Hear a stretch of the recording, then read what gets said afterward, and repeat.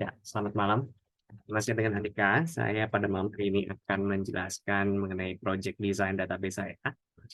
Di project kali ini kita akan mendesain database buat sebuah perusahaan mobil bekas ya. Nah, ini mereka ceritanya marketplace mobil bekas dan mereka butuh bantuan kita untuk kita desain database-nya. Ini saya langsung aja untuk screen share ya. Oke. Nah, ini jadi awalnya kalau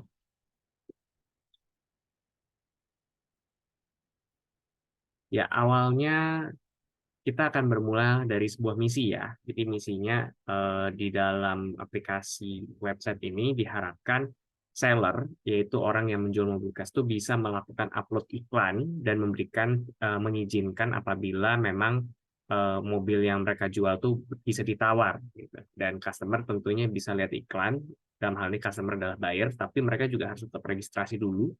Kemudian seller juga harus bisa registrasi dulu dan mereka juga dapat melihat data customer yang melakukan bidding. Nah, kemudian juga user bisa mencari mobil yang ditawarkan berdasarkan lokasi user, penjual merek mobil, dan jenis bodi mobil. Nah, ini kita juga udah set ya untuk beberapa bisnis rule-nya. Kurang lebih kita juga set hubungan antara primary key dan foreign key-nya.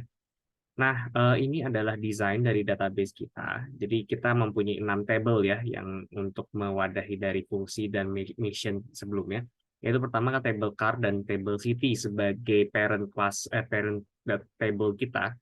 Nah, dari parent table ini ada beberapa child table yang akan dipengaruhi nilainya dari parent table ini, yaitu yang pertama advertisement, yaitu iklan yang diposting oleh oleh seller. Maka untuk data iklan ini ada, sellernya juga harus ada terlebih dahulu. Nah, kemudian ada data seller. Nah, ini seller juga masih bagian child dari city ya, karena setiap seller pasti harus punya tempat domisili tinggal dan itu memerlukan data city. Kemudian juga buyer yaitu customer yang non seller, dan yang terakhir adalah data negotiation. Jadi negotiation ini lebih sifatnya data detail dari advertisement kalau memang customer mau melakukan bidding. Kurang lebih gitu ya kalau untuk gambaran besarnya. Nah, ini kita langsung aja untuk masuk ke dalam database-nya. Nah, jadi dalam database kita ini kita mempunyai beberapa. Yang pertama, kita akan masuk dari ke database seller. Nah, oke, sorry. Ya, ya, jadi di dalam database seller ini ada beberapa field table ya. Ini kita bisa tahu nama, kapan mereka register, nomor ID customer-nya, siapa namanya, nomor HP, email, dan city ID. City ID ini lebih terkait dengan di mana mereka tinggal. Tuh. Kalau misalnya kemudian juga ada customer, sorry, buyer ya, di sini buyer. Nanti dalam buyer ini kita ada buyer name, buyer contact, buyer email, dan city ID. Nah, kurang lebih hampir mirip ya dengan yang seller. Kemudian juga ada negotiation, advertising dulu, advertisement, yaitu iklan yang sempat diposting oleh penjual. Nah, ini kita juga bisa kasih lihat title-nya, yaitu title apa yang dikutip oleh penjual, seller ID-nya siapa seller yang posting dari iklan ini, produk ID-nya produk apa yang dijual, city ID-nya lokasi dari si produk yang dijual, dan allow bid ini kalau memang seller ini mengizinkan agar produknya atau barang yang dia jual bisa ditawar, kurang lebih gitu. Nah, lalu negotiation. Negotiation ini isinya adalah ada bid ID, ini unique key ya, primary key-nya bid ini negotiation, advertising ID yaitu iklan dari mana mereka akhirnya bisa melakukan fitur bid. Nah, kemudian buyer ID ini siapa customer yang melakukan bidding. Lalu mereka bid price, mereka melakukan bidding di pada kisaran harga berapa. Nah, lalu juga nego bid ini adalah umpan balik atau feedback dari seller kalau mereka memang setuju dengan harga bidnya.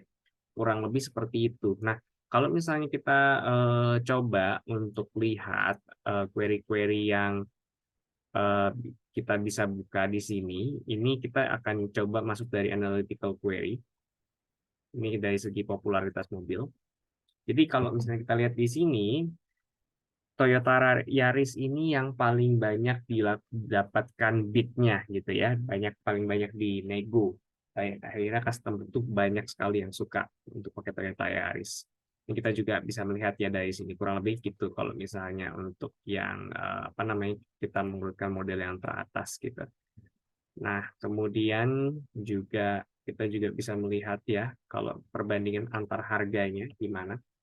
Kalau kita lihat di sini ternyata kita bisa lihat harga mobil yang ada di bawah pasar. Nah, ini berpotensi sekali untuk cepat kejual ya. Kemudian kita juga melihat akhirnya kota-kota mana saja yang memiliki harga yang cenderung lebih tinggi. Nah, ini kalau kita lihat ternyata kalau Bandung ini harganya lebih tinggi ya sekilas daripada kota Balikpapan. Nah, kurang lebih seperti itu. Oke. Kemudian juga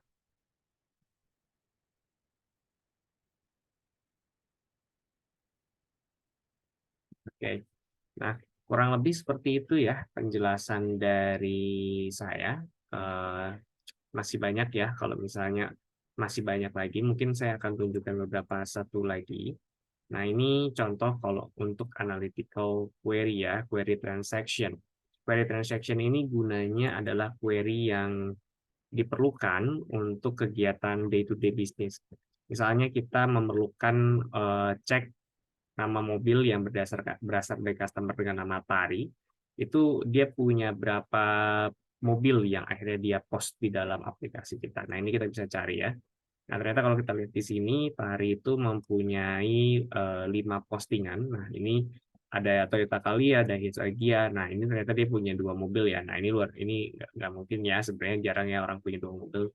Nah, ini contoh akhirnya gimana kita akhirnya bisa melakukan views sehingga kalau misalnya kita suatu ketika membutuhkan mencari orang dengan nama selain Tari, kita sudah punya fungsinya. Nah, ini fungsi dari query-query yang sudah kita buat. Kurang lebih seperti itu. Baik, sekian untuk presentasi dari saya. Mungkin sedikit ditambahkan, saya juga sudah melakukan backup data. Tapi nanti filenya bisa dilihat di dalam GitHub saya. Sekian untuk presentasi dari saya. Terima kasih, selamat malam.